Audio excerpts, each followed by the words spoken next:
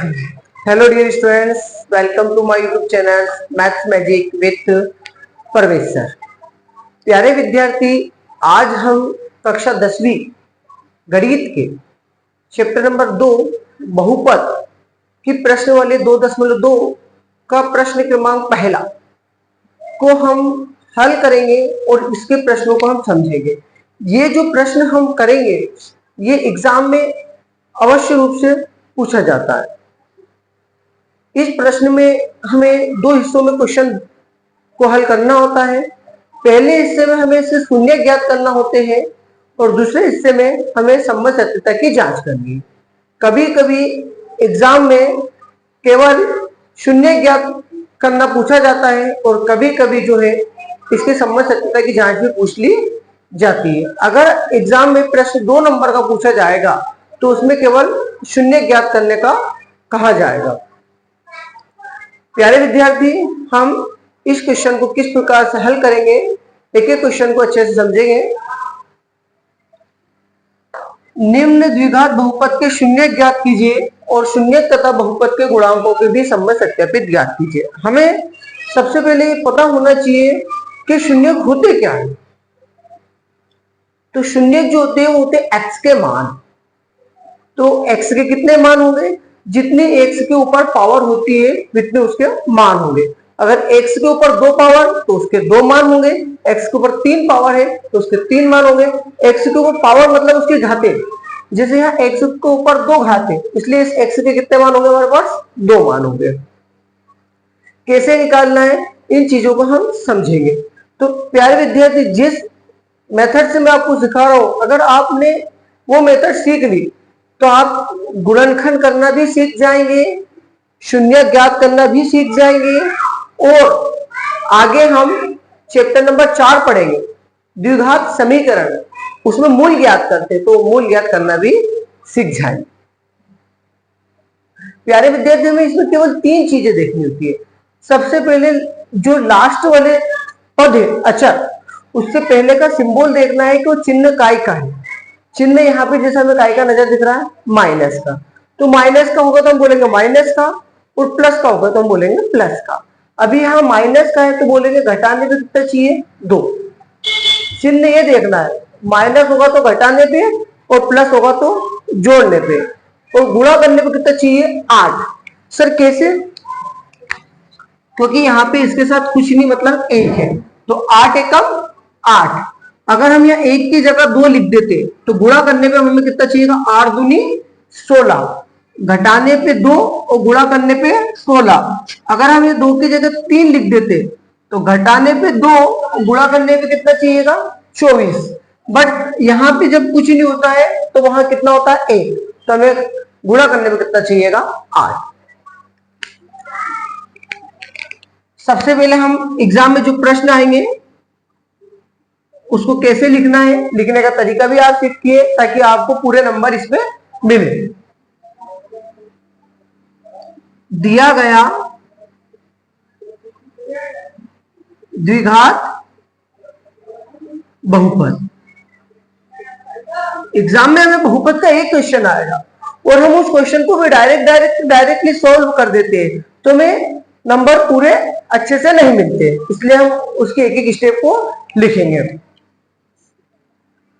X square minus 2x minus 8।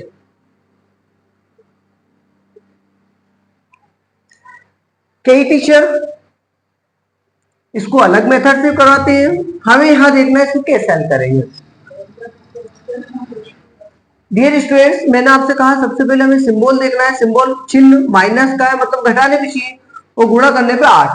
तो देखते हैं किसके टेबल में, किसके पहाड़े में 8 आता है। 4 के पहाड़े में आता है 4 दूनी 8। कितनी बार आता है? 4 दूनी 8 और 4 में से 2 गया तो हमारा कितना बच जाएगा? 2। बात अगर हमारे पास घटाने की होती तो हम ये भी लिख सकते थे 3 माइनस 1, 2 बचता। बट गुणा करने पे कितना आता? 3 आता और हमें गुणा करने पे कितना चाहिए? 8। तो 2 डिजिट कौन सी होगी? 4 और 2। एक्स स्क्वायर वैसा के वैसे ही, माइनस को भी आपको वैसे ही लिखना है। इस 2 को, किसको? ये जो 2 लिखा है इस 2 को हम क्या लिखेंगे, इस 2 को हम लिखेंगे 4 माइनस 2, क्योंकि 4 में से 2 जाएंगे तो 2 बचेंगे और 4 दूनी 8 आ जाएगा। इसके साथ x था, x और माइनस का 8, ये जैसा है वैसा के वैसे ही। हमें कोष्टक के बाहर का सिंबल देखना है, चिन्ह देखना है, कौन सा है, माइनस है, अंदर के चिन्ह परिवर्तित हो जाएंगे, बदल जाएंगे। 4 प्लस का है तो 4 काय का हो जाएगा, माइनस का, तो 4 का गुणा किससे हो जाएगा, x से।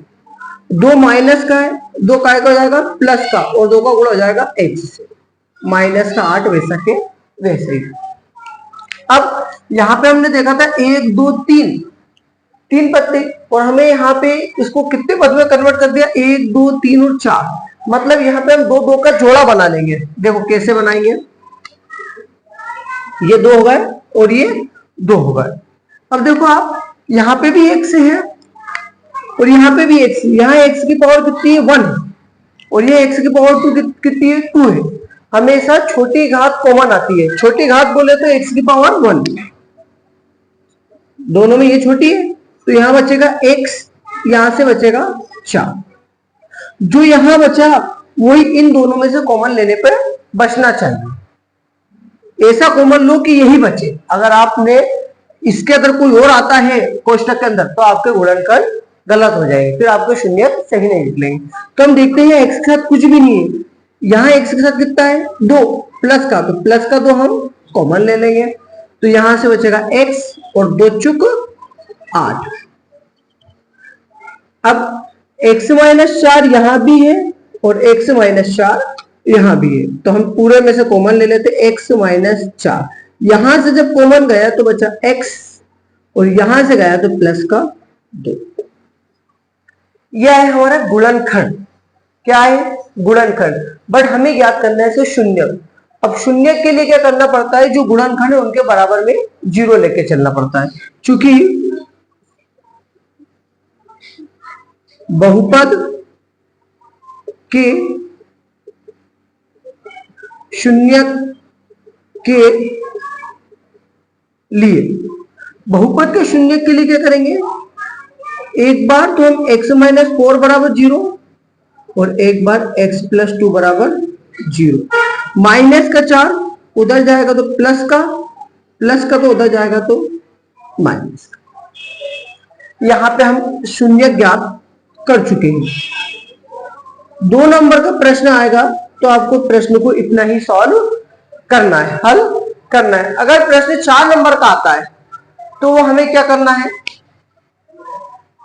बहुपद के गुणांक के बीच संबंध सत्यता की जांच करना है, शून्य और बहुपद के गुणांकों के बीच। आपको मैं 2 सूत्र बता देता हूं। पहला है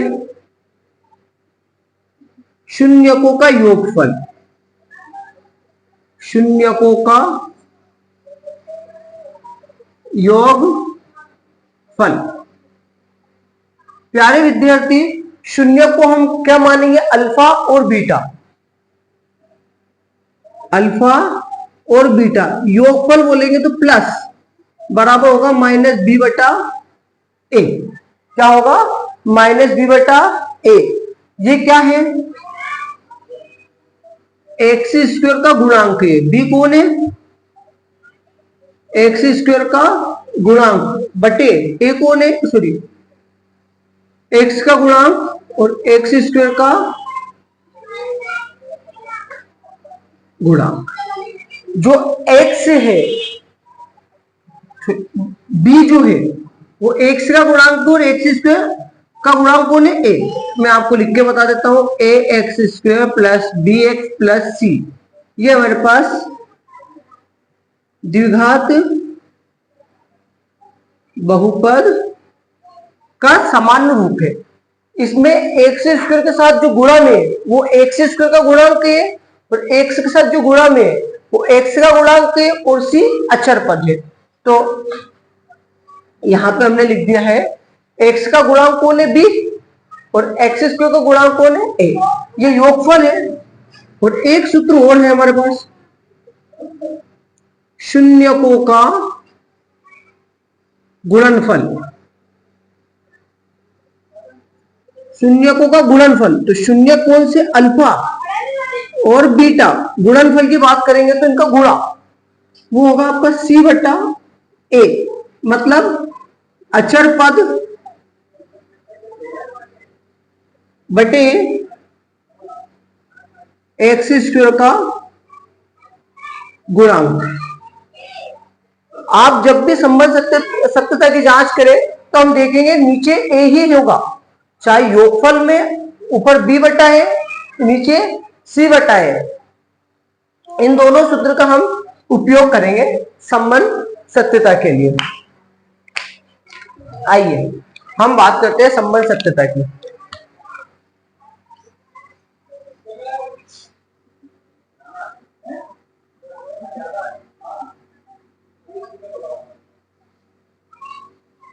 संबंध सत्यता की जांच हम कर रहे हैं। प्यारे विद्यार्थी, सबसे पहले तो आपको बहुपद लिखना है। जो बहुपद दिया है यहां हमने लिख लिया है, एक बार हम यहां लिख लेते हैं x square minus 2x minus 8। यहां पे आपको देखना है कि आपके पास a क्या है। यहां कुछ नहीं है, मतलब a का मान 1 है, b का मान -2 है और c का मान -8 है। हमें पता है अल्फाबेट में पहले a आता है, फिर b आता है, फिर c आता है। एज इट इज जो पहले आपको अंक दिखे कुछ भी नहीं हो तो 1, तो a का मान, फिर b का मान और c का मान चिन्ह सहित लिया जाता है। क्या सहित लिया जाता है? चिन्ह सहित। अब चूंकि हम यहां पर क्या करते हैं, x बराबर 4 है तो इसको हम मान लेंगे, माना ये मान हो जाएगा हमारे पास अल्फा का। किसका मान हो जाएगा? ये मान अल्फा का। और ये मान हो जाएगा हमारे पास बीटा का। ये अल्फा और बीटा ग्रीक अक्षर के लेटर है। काय के लेटर है? ग्रीक अक्षर के लेटर है। तो एक को हमने अल्फा मान लिया और एक को हमने बीटा मान लिया। अब हम ये दो सूत्र का उपयोग करेंगे, इन दोनों का। चूंकि शून्यकों का योगफल, शून्यकों का योगफल अल्फा प्लस बीटा बराबर माइनस बी बटा ए।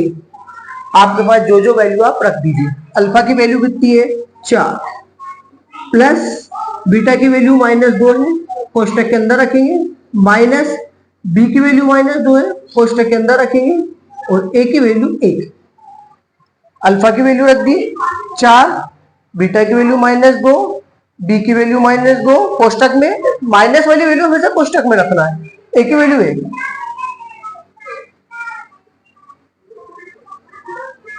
4 as it is, plus minus minus, ये प्लस माइनस माइनस और ये माइनस माइनस हो गया प्लस। 4 में से 2 गए तो बच्चा 2, और उधर 2 बटा 1 मतलब क्या होगा? 2। तो दोनों तरफ 2 आ गए। जांच है, सत्य जांच है। अब हमें एक फॉर्मूला लगाना है।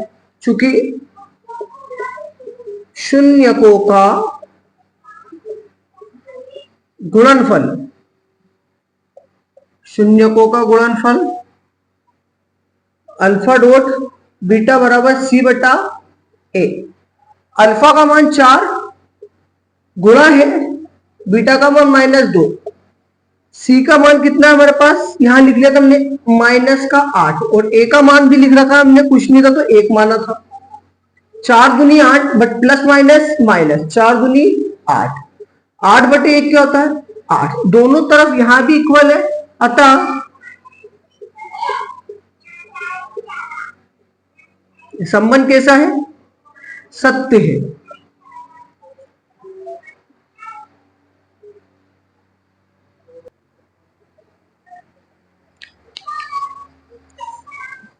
हेलो डियर स्टूडेंट्स, अब हम 2.2 का प्रश्न वाली 2.2 का प्रश्न क्रमांक पहले का दूसरा क्वेश्चन को समझेंगे।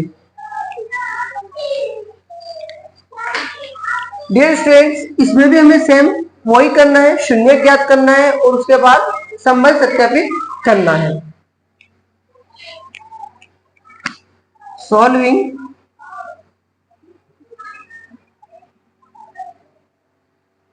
दिया गया